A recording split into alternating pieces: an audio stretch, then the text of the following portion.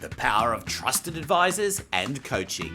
Join the bucket list accountant himself, David Patterson, as we explore the vital role of mentors and coaches in achieving business and personal success. Learn why even the best professional athletes rely on coaching, discover how a trusted advisor connects your business performance to your bucket list dreams, and gain insights into building a network of experts to support your lifestyle goals.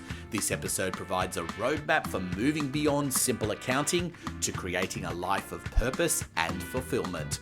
I'm your co-host Anthony Pearl. Let's get into making your bucket list happen. David, I think we should talk about a topic that is something that you and I have spent a great deal of time talking about off the air, but I thought, we both agreed that this is something we should perhaps take to everyone else, is the whole idea of having trusted advisors around you and indeed coaching around you. And we've both been advocates of having a coach. We've both had coaches. We've shared a coach at times. And I think this is an important conversation because I don't think enough business owners necessarily value this. No, I think you're 100% right. I don't think they do value it enough. I guess there's that pride element to a degree where you think that you should be able to do it all yourself and that you shouldn't. Asking for help for a lot of people can be really difficult. And having that mentor or coach, it's less about asking for help and it's more about getting guidance, I think. And it gives you the opportunity to pull yourself away from the day-to-day of working in the business and allowing you to focus on the things that are going to help improve the business. And I think if you look at, sports people are the ones that come up all the time. There's not too many professional athletes that don't have a coach. Probably the only exception I can ever think of is Nick Kyrgios. And you just wonder how well that went without having a coach. I mean, he's very wealthy, but was his tennis as good as it could have been? Who knows, But I think having those mentors around you are very, very important because there are conversations and there are times where you get caught in the day-to-day and you can't see the forest for the trees. A good mentor or a good business coach will pull you out of that situation and get you to a level where you can see the forest and see what needs to be done. So I think it's vitally important.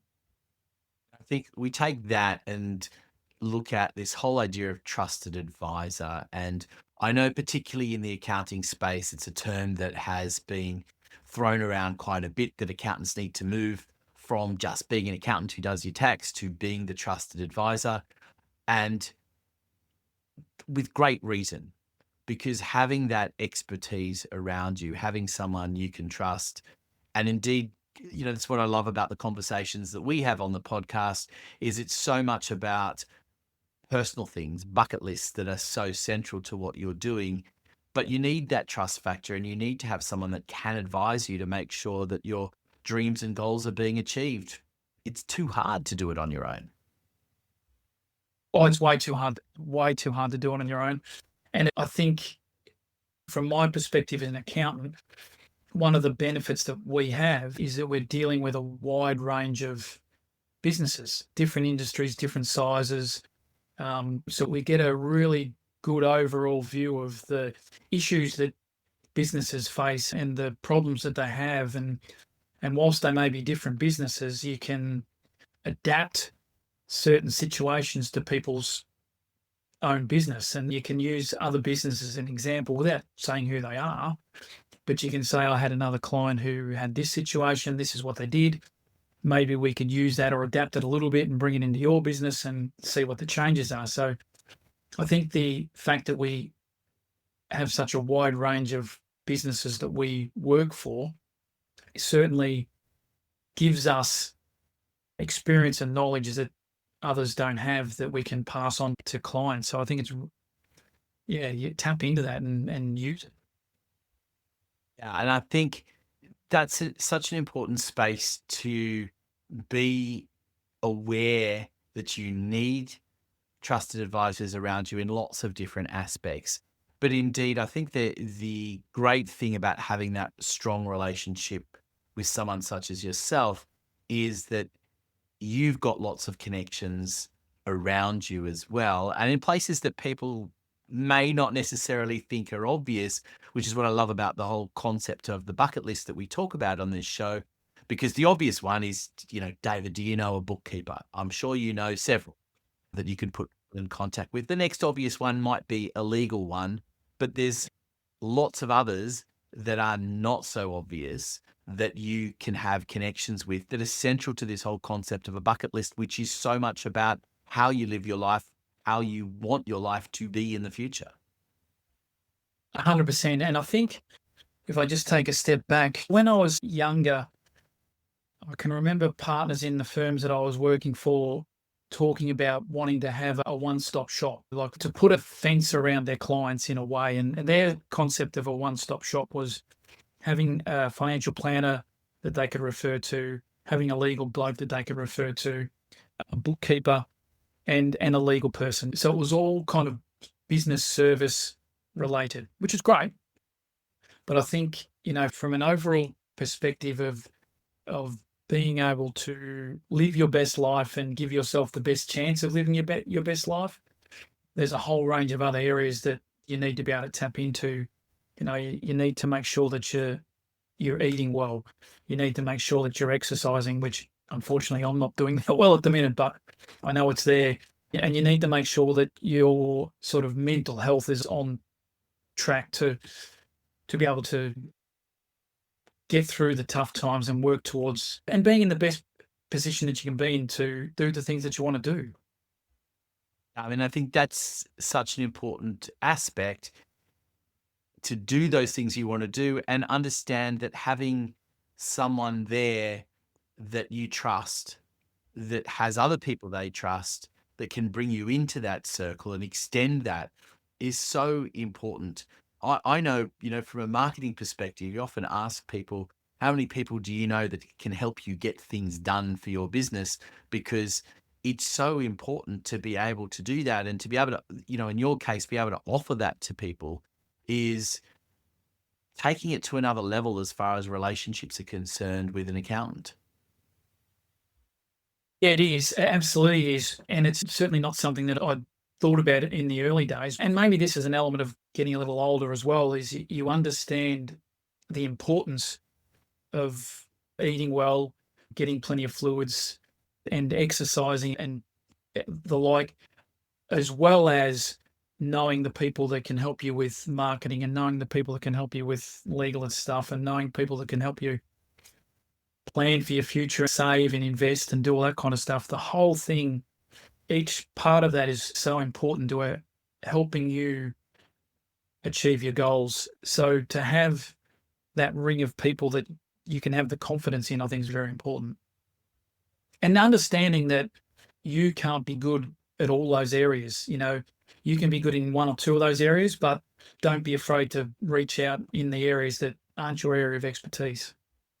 And I think that's an important idea just there is don't be afraid to ask for support where you are not an expert and tapping into someone who you trust, who then has these other expertise around them as an extension is an incredible asset to be able to have. And I think that's something that businesses and even individuals should never underestimate because you've got to go from, oh, I've got this idea, even something as simple as we've talked about before, I've got this idea of going on a holiday and how do you actually make that happen? Well, there is the financial aspect, but there's the could be the health aspect depending on what you're planning on doing in What that it is. holiday. There's there's the travel agent aspect. There's getting things prepared, clothing, or any number of other different things that fall into that. And so when you start looking at it, it's actually a large amount of potential connections that come off the bucket list. Oh, 100%, 100%. And, like you're saying, and I hadn't mentioned it, but a travel person, there's so many, and it's not saying that you're drawing on these people all the time, but to know that you've got them in your sort of arsenal so that when you do need them, you can call in and say, hey, I need this, or I need to book a trip to China. How do I do it? Or I need to lose 15 kilos so I can do the Kokoda track. What's the best way about doing it? At certain times in your life, the experts that you need will pop up. And if you've got that pool that you can draw on, it makes it so much easier to be able to get the advice and implement it and achieve it. Hey everyone, just a reminder, check out the show notes. There is lots of information in there, including a link you can click on to download a workbook from this episode, dedicated to just this episode, and it will have information about all of the tips and tricks that David has given in the episode, things for you to fill in and think about so you are on your journey for your bucket list action steps, as well as some key takeaways and quotes from the episode. So you don't want to miss that one. Please go and check it out in the show notes. A reminder again at the end of the episode, but it's one not to miss. I think just to paint the picture for people that are listening, and there'll be some people who might be listening for the first time, and welcome. I think this is the concept centrally of going from having a budget item that might be in your personal or business budget that says holiday, to actually having a bucket list that says, I want to go on a 3-month holiday to Europe and I want to travel here and walk around here and do this and that as part of it. And it's how do you actually make that happen? Because as we said, there's the financial aspect is one part, but what shoots off of that? And I think that's the one great thing that I love about the concept that you have, is that the bucket list is nothing without you being able to actually achieve the bucket list. If it's just a random bit of paper that every now and then you look at, there's little point to it. Having an actual plan to deliver that, and whether that is needing a fitness trainer or a travel agent or any number of other different things, is important to be able to have that, and to have someone who has those trusted advisors that can help you make that happen is huge. Oh, absolutely it is. And there's a lot you just said in there. And sometimes it sounds boring and sort of limiting, but if you're planning a 3-month trip to Europe, plan out what you're needing to do and look at it and know how much it's going to cost, and build that cost into your business budget. So you have a line item for European holiday, understand, or through that mapping process, realize that there's going to be a lot of walking involved through these countries. And that's going to be a lot easier if I'm fitter. So I need to do a little bit more. So I maybe need to find myself a personal trainer so that I can get a little bit fitter, so that the walking's easy and I'm not getting to the end of the day on the trip completely knackered. Just knowing these are the spots I need to go to. This is the best time to go here. This is the best time to go there, and really map it out and get the people in that can help you do that. So that experience becomes the best experience it can be. Because in a lot of cases, the 3-month trip of Europe, like we're talking about, is a once off. So let's plan it and make sure that it's the best trip that we can possibly make. Yeah. And it's so important in thinking about all of those things, is that initial relationship with a trusted advisor, and knowing that that person also, I think it's so critical to know that, as you alluded to at the beginning, that you have a coach, and that you want to make sure that your trusted advisor, your business coach, wherever they fit into that equation, also has someone looking after them. Because if they're not, then they're going to have some limitations, because nobody's perfect. Nobody has everything.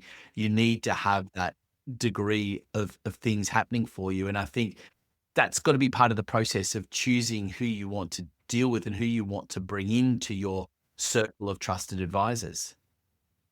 Oh, absolutely. And I know at the moment I've probably got two, and I'll call them mentors rather than business coaches at the minute, but two mentors that are helping me with what I'm doing.